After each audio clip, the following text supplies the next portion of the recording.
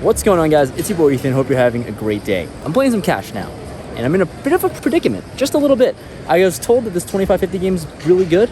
Unfortunately, as you can tell from the videos, tournaments are not going my way. I'm a little cash poor, and I'm actually out of cash. I am short buying this 25-50 game with 6,500. That's all I have. It's really short. Everyone's like 15K deep. It's gonna be an experience. I couldn't pass up this opportunity to play some cash games. I know you guys all want the cash game videos. I'm gonna find a way to get some cash. Trying my best, but for now, that's how the WSOP is going. I ran out of the cash. All my cash is in like the WSOP like online tournament bank account, so that's a little annoying. But here I am, short buying a 25-50. Let's try to run it up. Hopefully I can get some more money to add onto the table. And yeah, that's all I got. Leave a like for the cash game videos. They're back. Let's run it up.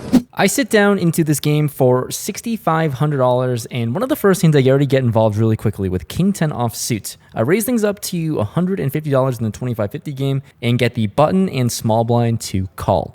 Let's go to a flop three ways, which comes 10, 7, 3, 2 clubs. Pretty decent flop, sitting with top pair now, but multi-way, I decided to check and action checks around. Going to a turn which comes a board pairing 3, and the small blind now elects to bet out 300. A 2/3 size pot here, definitely not going away. I don't think raising is the right play either, so I decide on just a call and the button folds. Heads up now, the river comes the 4 of diamonds, and he decides to check. Okay. Let's figure out how much I want to bet here. It seems like he's betting something, maybe a 10, maybe a 7, and then just slowing down on the river here, and my hand has got to be good. Not afraid of being beat here, so I decided to overbet, trying to go for maximum value. I think a 10, worst 10s can call. I think a 7 can call, as well as, you know, I'm a punter. I fire out $1,500 into the middle. We're starting off this session extremely hot, already putting a third of my chips that I put in play into the middle, and he thinks about this decision for a while. He's certainly not raising, which is great. He ends up calling. I show my hand and win.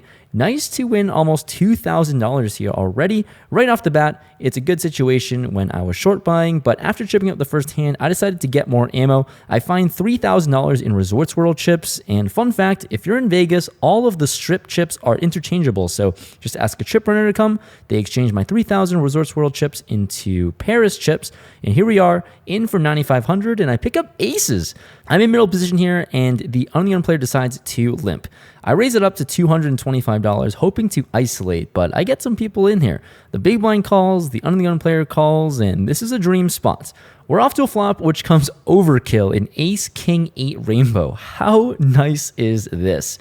Action checks to me, we're multi-way, I just want to build a pot, and I decide to bet really small. Just $150, because I just have way too good of a hand, just sitting with the nuts here on this flop. The big blind folds as expected, but luckily gets some action. The under-the-gun player comes along and calls. Now going to a turn which comes the 9 of spades. This doesn't change a single thing. When he checks over for a second time, let's just hope he has a good enough hand to call down 3 streets. There is a chance he could have the case ace, and you know, then I get a lot of money. So I bet out $500. Can he call again? Sadly, no. He shows the king 5 of hearts and folds. So limping king 5, hitting a pair. At least I got 1 street of value on the flop with my aces. Hey friends, quick interruption into this video. As you can tell, I'm in some sort of hotel, traveling a lot recently, and before I've been bricking all these tournaments, this WSOP, I'm on the traveling grind, and when you're traveling a lot, unfortunately, there's not really a whole lot of opportunities to play when you're stuck in a hotel. So I don't know if you're like me, or if you're not near any casinos or poker rooms, you can play online on this club that I've been playing a lot and grinding on. I'll show some highlights of some of the hands and big pots that I've won. But it's a club called High Society on an app called Poker Bros. I'm sure everyone's really familiar. If you go to Poker Bros and apply to this club using the club ID and my referral ID, you'll get accepted to join pretty shortly. And all you have to do is click the link down in the description below, join the Telegram group chat. It'll have a bunch of information on how to get set up, how to get started, and how to start banking, like I luckily have been on the online streets opposed to in real life in these tournaments. So been breaking a lot of tournaments this WSOP, but I'm staying fresh just playing a lot online on my phone. Super convenient and easy. They have customer support for 20 hours a day. It's a long time, and you can deposit and withdraw super easily 24/7. So highly recommend it. Click the link in the description below for more information, but use my club and referral ID to join and get set up today. Alrighty, next spot we get into, we pick up Queen 10 of clubs in the small blind, and there's a button straddle on. So button straddle to $100, and I'm first to act pre-flop. I raise it up to $325, although probably limping could work as well. But for the $325, there's a cutoff player and the button who calls. Cutoff is someone who seems to be a little drunk, so that might be fun. We're off to a flop of Queen 8-3 2 diamonds. Here with top pair, I'm out of position. You'll see a common theme where I check here. The cutoff bets out $1,200. The button folds, and oh my god, I'm not going anywhere, but this is huge. This is someone who seems to be a little drunk. Who knows? I just sat down on the table, so I'm unsure of the dynamics right now, but yeah, I'm not going to fold for $1,200. Let's see a turn, which comes a king. Card over my pair shouldn't really change a whole lot, but although it does make my pair of queens a little uncomfortable, I check again, and he looks at my stack and then fires out 3,000. Jesus Christ.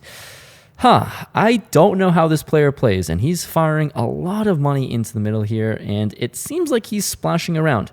Certainly a big bet. Is this someone who's happy to gamble and just punt away money?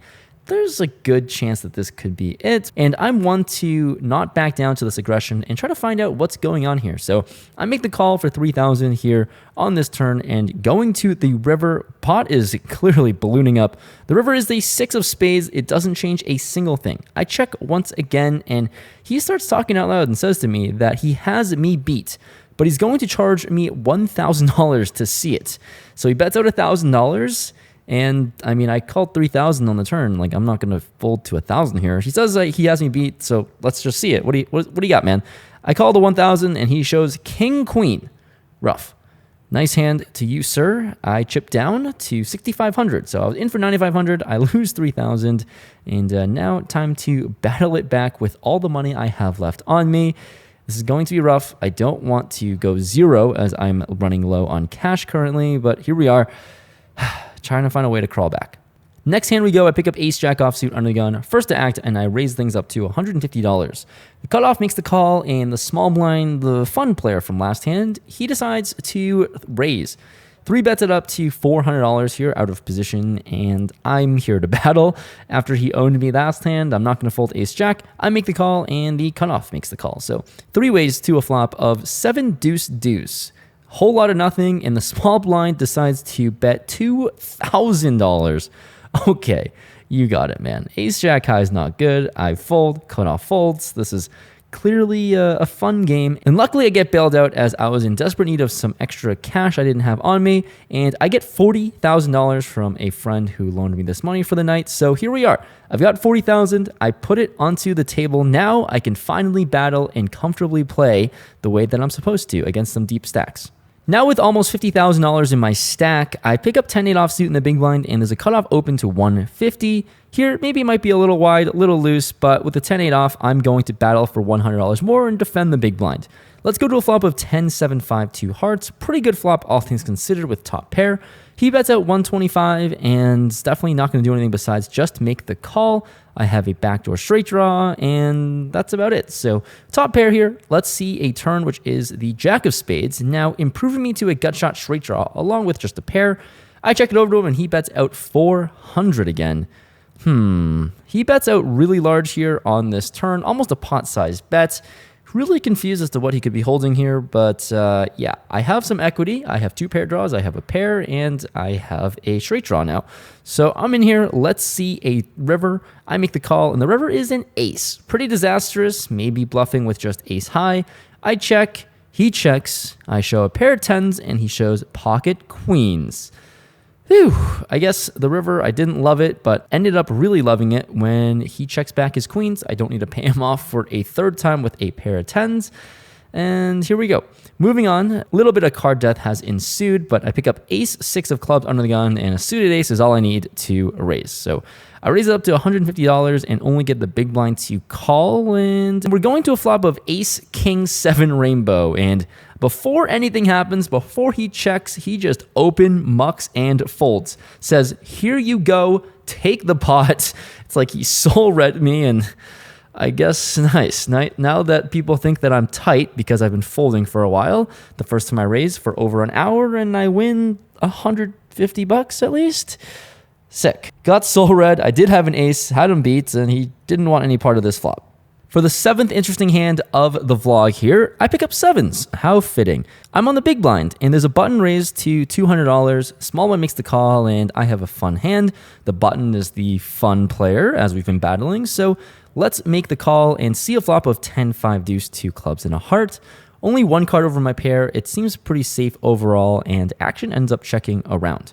When the turn comes the 4 of hearts, small blind checks, and here deciding to bet or check. I think my hand just benefits a whole lot from betting to protect from overcards, deny equity from overcards. So for $400, I make it to go. And surprisingly, both players call, and it's hard to expect someone to have a 10 here. I guess we're going to find out. To the river we go, still 3 ways, and it is an 8. So the flush draws brick out, but it's another card over my pair. So with third pair here, I decide to just check it over when the small blind checks, and this button, hoping for a check back, but he just fires out $2,000. Small blind folds, and what a spot do we have here? I have third pair and a dream, and I think if there's ever someone at the table that I'm going to give money to, it's at least going to be this individual. He's just been splashing around, betting huge. Sometimes he has it, sometimes he's bluffing, and I like him. I like him a lot. So let's try to give him $2,000. I make the call, and he announces ace high. I will take it. This was a little bit of a rebate after giving him $4,000 earlier when he had king queen over my queen 10. So nice. I catch a bluff, and it's back on the comeback trail we go. Every dealer change, we're doing a bomb pot, and this one we're just doing a one board hold'em bomb pot. We're going 6 ways, and everyone puts $100 into the middle, and the flop comes queen, 3, deuce, 2 clubs. I have king queen here, and sitting with top pair, playing 6 ways on the flop, I decided to bet out $250 into a pot of 600. And this small bet, little less than half pot, is going to get everyone to fold besides the cutoff player. All right. Let's battle it out against him. The turn is the 3 of clubs. Board is paired. The flush draw gets there. I'm playing out of position. I don't like it. I check it over to him, and he decides to bet out $475. I have a good queen. There's a chance he could be value betting worse hands, and yeah, I'm not going to fold just yet, although I do lose to every single flush. Let's see a river, which comes the king of spades, which is pretty decent, maybe? Who knows? I checked it over to him, and he bets out $1,100. Again, another annoying spot. It just seems like I'm going to lose to a flush a lot of the time here, but I'm not going to go anywhere. I have top 2 pair. I have just too strong of a hand to fold, so I make the call, and he has it. Jack 4 of clubs. I lose to a very unfortunate river, which forced me to call a big bet. If that king doesn't come and it's any other card, then I probably just fold a pretty marginal top pair. But when you improve the top 2 pair, it's hard to fold this hand, and he's going to win with a flush, and I'm chipping down again. For one of the last hands of the night, I pick up king queen offsuit in the big blind. There's a button straddle of 150. So yeah, the hands are getting big with random straddles on, so I decided to raise things up to $450 in the big blind. The player to my left makes the call, and the button makes the call, and this button player is certainly the one that I want to play with. So 3 ways to a flop of ace 10-6 to hearts. Anyways, action's going to check around. There's merit to certainly betting this with my gut shot straight draw, but multi-way, I like checking a lot. And all right, seeing a free turn, which comes a queen, which gives me a pair. And potentially, I expect my hand to be good here a lot of the time. But the issue is, if I'm going to bet here, what worse hands do I even get called by besides flush draws? Little ambitious, and that's about it. So action going to check all the way around here again on this turn. We're off to a river, which comes a 7. All right. I'm going to check here now because I don't really understand what I'm betting for value and what I'm trying to get paid by. So I check, other player checks, and this button player, fun player, fires out $2,000. It just doesn't smell like value, man. The story doesn't make sense for him to have a strong hand. And granted, he does bet big with both bluffs and strong hands. So unless somehow he hit 2 pair with this 7, good for you if that's the case. You're going to take my money. I make the call pretty quickly with a pair of queens. And somehow the player on my left goes into the tank. Oh no. What is he thinking about? Did he really slow play an ace the entire way? I am praying that this is not the case, because that would be rough if he finds a call and then he ends up beating the both of us. But luckily, after taking his time, he ends up folding, thank goodness. The button shakes his head, which shows some sign of weakness. I'll just happily show my king-queen. Don't need him to show his bluff. I'll take the $2,000 here on the river and win. He flips over to the 6 of hearts, ultimately, and that's it. A pair of sixes turned it into a bluff, and I will take this pot down to end the night. Have you ever seen the WSOP this empty? That's probably because you haven't been at Bally's here at 4:30 in the morning. Yep, it's that time of the night. Played for a while. Pretty decent cash game, obviously pretty wild. I wish I was able to capture some of the footage, but there was some ridiculous pots, some $200 straddles. $100 straddle was on a lot of the time, and we had a fun opponent. Played a 25K pot, 7 high versus pocket queens. Pocket queens won. Just wasn't really involved in too many big spots, but I ended up booking a relatively small loss for the game, which doesn't feel great, but for the most part, I'm happy with it because I was down like 5,000-ish to start-ish, kind of. I was in the game for 49,500. Thank you to the courtesy of a buddy of mine. And then I cashed out for 46,840, booking a $2,600 loss. In a game where $100 straddles are flowing, $2,600 is not a lot, which is crazy. Unfortunate to book the loss, but it is what it is. That's cash games for you. Was pretty card dead for a while, but just tried to pick spots and tried to play as well as I could at 4:30 in the morning. So that's it. Hopefully you enjoyed the view of Bally's at 4:30 in the morning. Completely empty. This place is going to be filled up to the brim tomorrow morning. But that's it. I'm going to go to bed now. I'm going to go home. Thanks so much for watching this vlog. I'm happy to provide some more cash game footage. I'm kind of dying to play more cash games after the tournament run, and I don't know, I'm kind of itching to play more cash, so that's where I'm at. I feel a lot more comfortable playing cash for some reason, but yeah, thanks so much for watching. Let me know what you guys think in the comments below with cash or tournaments. I'll see you guys next time. Peace.